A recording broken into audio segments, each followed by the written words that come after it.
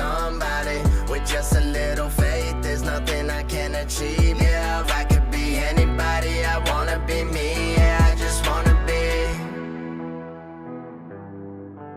My name is Carrie Morissette, and I recover loud.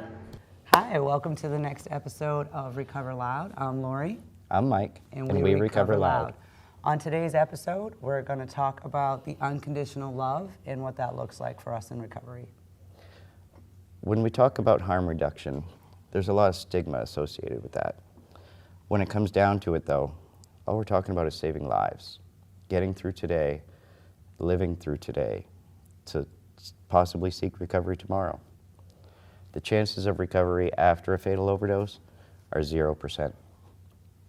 Path to recovery, any path to recovery, greatly increases those odds. Harm reduction is defined as a set of practical strategies and ideas aimed at reducing negative consequences associated with substance use. It is also a movement for social justice built on a belief in, a respect for the rights of people who use drugs. Medication-assisted treatment, or MAT, is defined as the use of medications in combination with counseling and behavioral therapies to provide a whole patient approach to the treatment of substance use disorder. We've found that there are many paths for many people, and all of them work a little differently. Sometimes something might not work for one, but it works well for another. MAT is an option for people who are looking for recovery. And we at Recover Loud, Recovery on the Road, we support all pathways because, again, it's all about saving lives. And that's why we started what we do, that's why we continue doing what we do, and that's why we're here today. My personal journey includes MAT. Before I entered recovery, before I ever thought about detox, I didn't really believe in MAT. I had my own personal thoughts because of the stigma that's out there. I went into detox, I spoke with the doctor, I learned about the changes in my brain that could hinder my efforts to get away from the opiates. And this medication proved to be something that was helpful to me. It took away the obsession. It took away that desire, that need for a substance, for me to continue with my day. I know and I believe, because of my own experience, that having that time, my mind freed up, that gave me a chance or an opportunity to really, think about the issues that were causing me to use, what was behind my endless search to hide, to get away. I wasn't happy with my life, and substances were just a way to avoid that. The Syringe service program is another form of harm reduction. It is about loving people where they're at. We are all someone's someone. We are all someone's mother, someone's father, someone's aunt, someone's uncle. Meeting the needs of the people within the community where they are at. So what is a Syringe service program? It is a community-based prevention program that can provide a range of services, including linkage to substance use disorder treatment, access to and disposal of sterile syringes, injection equipment, and vaccination testing, and linkage to care and treatment for infectious diseases. Just the other day, I stopped by 195 Main Street in Lewiston for the grand opening of COSI, Church of Safe Injection. I sat with Carrie Morissette, Executive Director of COSI, and this is what she had to say. Hi, Carrie. Hi, Lori. How are you? I'm doing all right. Good. What's it mean for you today to have COSI open up here in Lewiston? I think for me, it was emotional and symbolic at the same time. I remember being 3 months sober with Jesse, running syringes out of the back of his car up here in Lewiston, and constantly being harassed by police telling us they were going to shut us down. And now we're certified, and we opened up our first exchange in the same town they said we would never be able to exist. Nice. And I wish he was here. So Carrie, if anybody needs to get in contact with Church of Safe Injection, how would they do that? So for media and administrative, you would contact me directly, 207-332-4802. And for supplies and daily operations, you can call the office here at 207-241-2537. Starting operations in Lewiston is an amazing opportunity. There are limited resources here, and I think this town needs some tender loving care.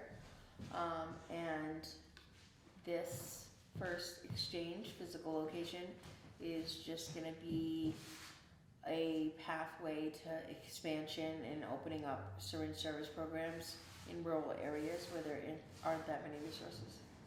Now, if people out there wanted to donate, is there a place online?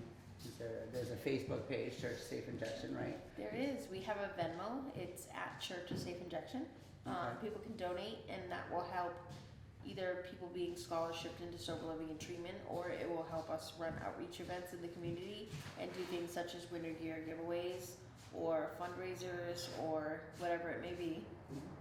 You know, I remember meeting Jesse at a meeting at the PRCC, and I was like 3 months sober, and I was working at Dunkin' Donuts and like hated life. And when I started volunteering with him, I was like, okay, this makes me feel good. Handing out syringes makes me feel good.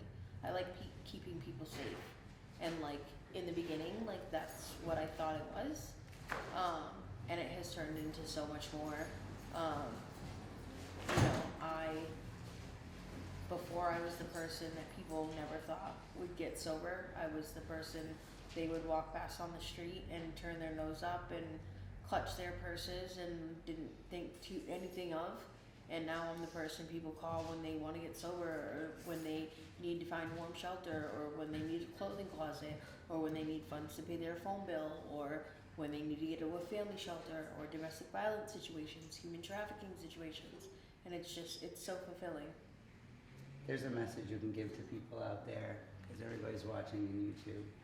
What would you tell them at the camera? I would say that it is never too late to be who you're meant to be. It was really nice to hear from Carrie on the COSI opening. I am an advocate for the Maine Recovery Advocacy Project. What that means is I do advocacy work in the outreach. I get education out there to people. I take turns in testimony for local bills that are coming up for the state of Maine. This 130th legislature's second session is already underway and has had its hearing for the LD 1909, an act to remove restrictions on the syringe service program. This bill allows the state of Maine to lift the requirement of the 1-to-1 by putting a cap on the number of the hypodermic apparatuses a program can give participants without requiring the exchange of a used hypodermic apparatus. From Gordon Smith, director of the opioid response in the governor's office, was his quote, "This is how we meet the community that still uses drugs." Another way our legislators are working to help meet the needs of the public and the community is LD 1862. This is an act to strengthen Maine's Good Samaritan Law concerning drug-related medical assistance. The expansion aims to protect all individuals at the scene of an overdose from any non-violent offenses. Lori and I, as well as many people in the recovery community, those from ME-RAP, those from Church of Safe Injection, those from Maine Access Points, those people who are out on the streets meeting the needs of the people in the community. We all support this expansion of the Maine's Good Samaritan Law. And we ask that you do too. You can join our efforts by going to expandgoodsamforme.com and sign up to help. The bill will be coming up to the legislature on Wednesday at 10 a.m. I'll be there in our capital of Maine with many other advocates, really to give our testimony and why it is so important for us to strengthen this law. Mackenzie Chamberlain died at the age of 21 after overdosing with a group of other people in a home in Aroostook County. To my knowledge, when the paramedics got there, she had been deceased for a while. Now, she passed away in 2020, just a week before her 21st birthday. The Good Samaritan Law, as it stands, is a law that is not communicated to the public. People do not know that right now, since 2019, that it was voted in, that the Good Samaritan Law protects a person calling to seek medical assistance for a person who is overdosing. They didn't do that in Kenzie's position. The day that Kenzie passed away, they had to clean up after themselves. So they wanted to make sure, that they didn't go to jail, that they didn't lose their children, that they were in fear of their own safety. Now, what that tells me is that Kenzie's life hung in a balance of uncertainty. We need to educate our community members in the state of Maine. We need to save more daughters and save more best friends. So I implore you to go to the legislation.maine.gov, sign up if you have a story related to overdose or related to the Good Samaritan Law, related to LD 1909, an act to strengthen any of our laws. Be active. You can also send us an email at recoveryotr18@gmail.com. We do look at them. We do respond. This is a platform for me, a platform for voices of people that we've lost, people that didn't know that there was help out there. I was one of those people. We were two of those people. We had friends that were in recovery, but we never knew. So when we found recovery, we don't want to keep it a secret. We don't want any more people to die because they just don't know. Thanks, Lori, for sharing Kenzie's story. I know that was a big event for you during our recovery that really got you wanting to make a difference and wanting to get involved and wanting to do everything we can to share recovery. As I mentioned at the top of the show, the chances of recovery are 0% after fatal overdose. And I see the chances of recovery before a fatal event at 100%, because it's always possible. At any moment, in any day, at any time, somebody can make that choice. And you did it, I did it. We a lot have of people. We have hundreds of friends. Yeah. That Our made, crew, Katie, T, yes. they did it. They're doing it. Tonight's episode is the first chance we have to have a crew with us. Yeah. Yay. And we appreciate both of them for wanting to get involved, wanting to recover loud, and it's to make a difference. All we want to do is stop seeing our friends die. We want to educate all of you. We want you to know that there is a way. There are laws. There's help. Yeah, and if there's something that's standing in the way, people like us, people like the Maine Recovery Advocacy Project, Maine access points. all of us, we do this because we have been affected. Yeah. We want to make a change. We know it's possible, and we're tired of seeing our friends die. So now we're going to take a minute and we're going to visit with my friend Zoe Brocas, who was at 195 Main Street the other day at the opening of COSI. Hi, I'm Zoe Brocas, and I'm the Director of Operations for the Church of Safe Injection. I joined the team in January of 2020, which is right after we lost our founder, Jesse Harvey, who died in September.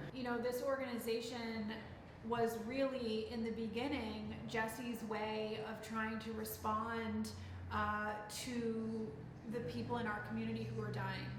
And he wanted to respond quickly, and he didn't want to wait around for rules and regulations to get in place. He went to different parts of the community where he knew there was a high need, hopped open the back of his car, and started handing out clean supplies. And he always had snacks, and he always had socks and hand warmers.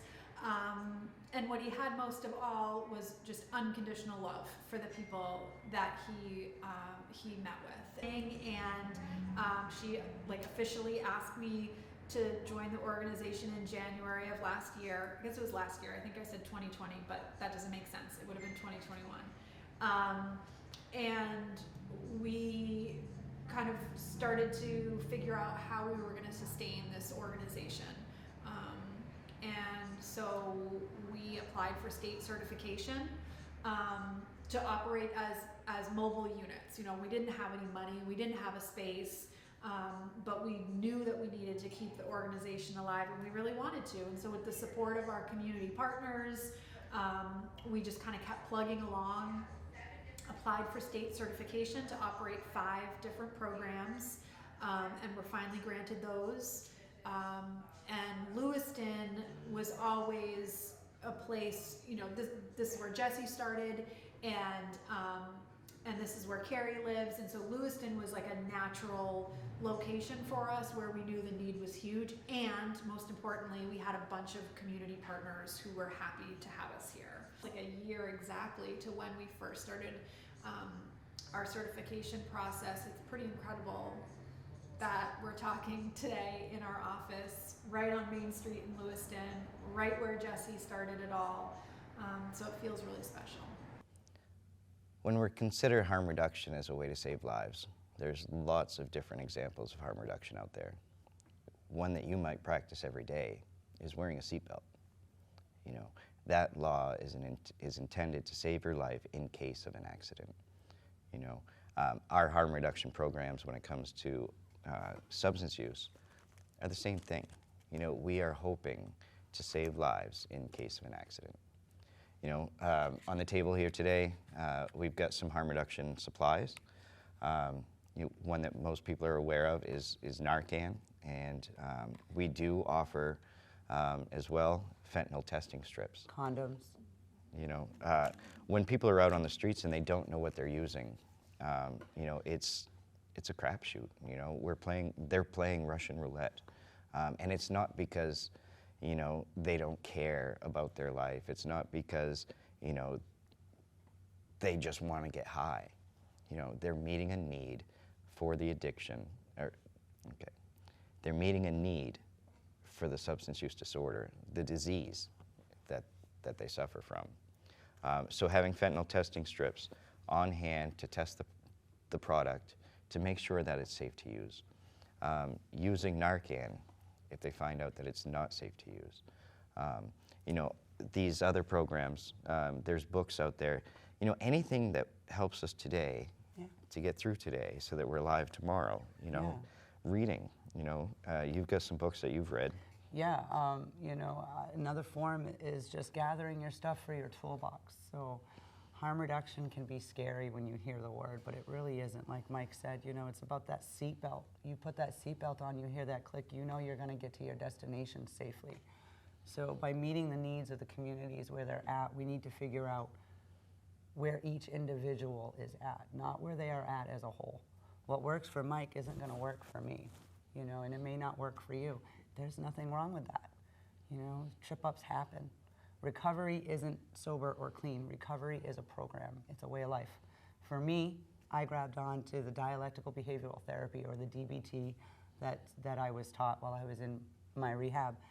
And what that taught me was the more I knew, the more that I could put into my brain, the better chances I was going to have at living a successful life. So just a couple I really wanted to share with you. One that's really important. We've had our daughter on an episode. I was a bawling mess. I apologize. Yeah, but it was very emotional. And we've gotten a lot of positive feedback. Yeah, she's great. And something that she did while I was in rehab was pick up a book. And she told me one day, she's like, I don't even know why I picked up this book. And she said, but I want to give it to you.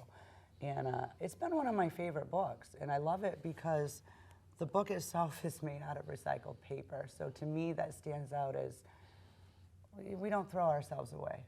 We make something beautiful out of what we had, right?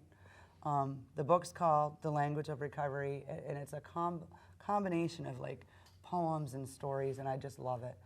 I didn't graduate from the Army, but I did a couple weeks, and I made it almost 2 weeks before it would have been graduation, but I came home. But anyway, I made a couple good friends. One of them was my friend Kayla Riley. I love you, Kayla. I didn't think anybody was there for me when I was going into recovery, when I was going into rehab, because my addict brain isolated myself. And I got this amazing book from her that shares on uplifting myself as a woman, which was important. And then, of course, we all gotta love Bill and Bob. Yeah. Got him when I was going to all those meetings in rehab, you know, because that's important. So I guess my point is just to show another form of harm reduction and building up that toolbox.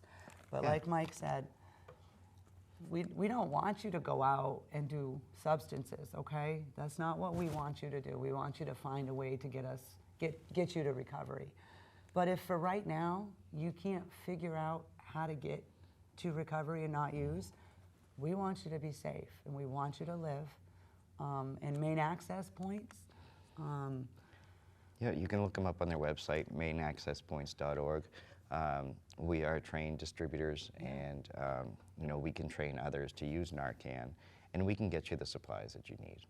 If anybody's interested in carrying Narcan or getting a training, you can hop on to mainaccesspoints.org or reach out to us, again, at recoveryotr18@gmail.com.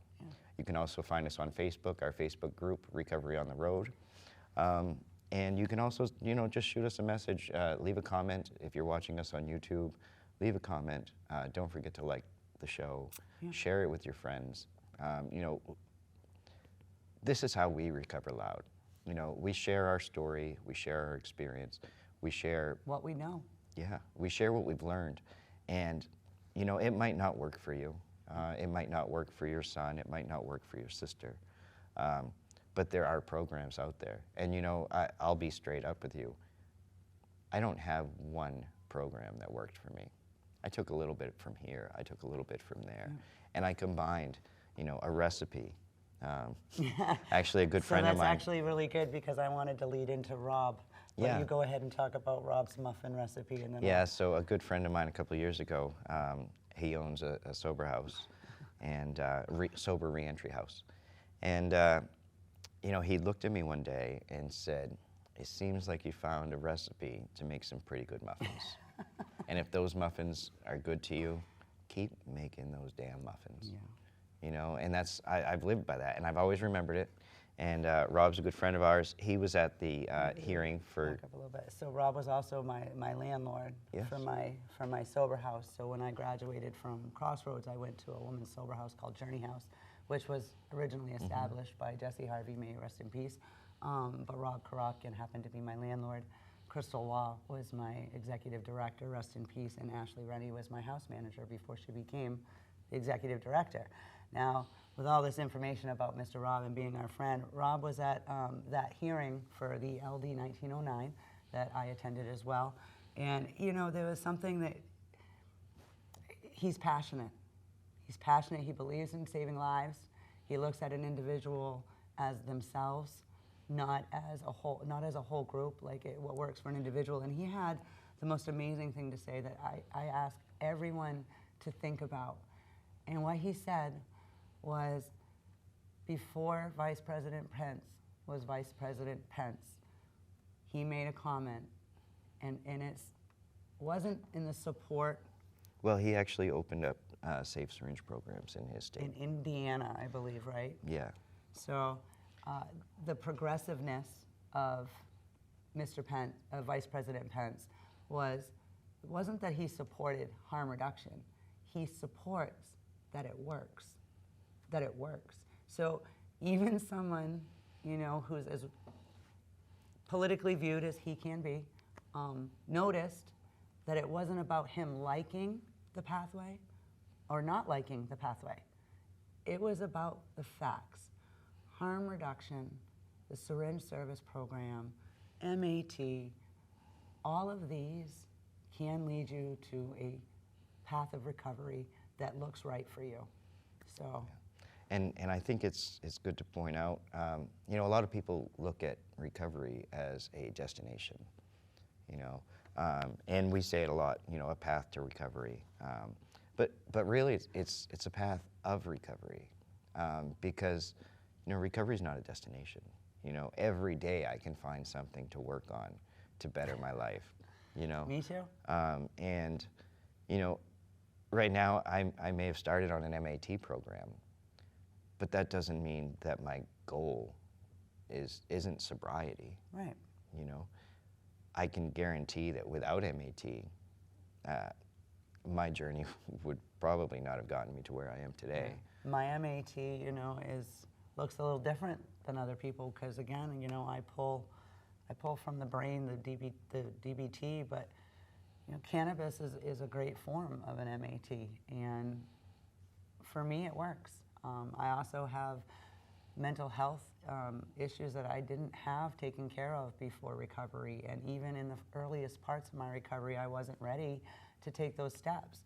But when you look at harm reduction in a whole, you know, not only is it the MAT programs and your prescribers or your physicians, but it's your mental health counselors, it's your substance use counselors, it's your peers in your community. We are both state registered peer recovery coaches. Mike just finished the coach revision, so I think that makes you a certified. I put in my application for certification. Yeah, so it's pretty cool, soon, right? and this is a new program for Maine. 3 years ago, would you have thought you were going to be a certified peer recovery coach working in an MAT program? No. Just to let everybody, 3.5 years ago, I worked on a farm. It was all about physical labor. Getting messed up at the end of the day. Yeah, I did whatever I had to do today to get paid today, to get what I needed tonight. And now, you know, life looks great. oh yeah, you know, It's not perfect. It's not perfect. You know? You know, Two people running an individual program bump heads sometimes. We got 25 years together, 23 married. We got 3 kids. Like, but if you want it, you work at it. You work for it. You go get it. You know. Thanks again for joining us for Recover Loud. Remember, if you're struggling today, please reach out. I, for one, I know Lori would be another. We would rather hear from somebody who's struggling than read about their untimely death tomorrow. So remember, reach out. You can find us at Recovery on the Road, Facebook group. We're also on TikTok, Twitter, Instagram. You know, send us an email at recoveryotr18@gmail.com. That will be listed at the end of the show. You know, and just remember, you know, it's all about staying alive today. We do care. We do love you where you're at today. Have a good night, everybody. Don't forget, recover loud. Recover loud. Like snort.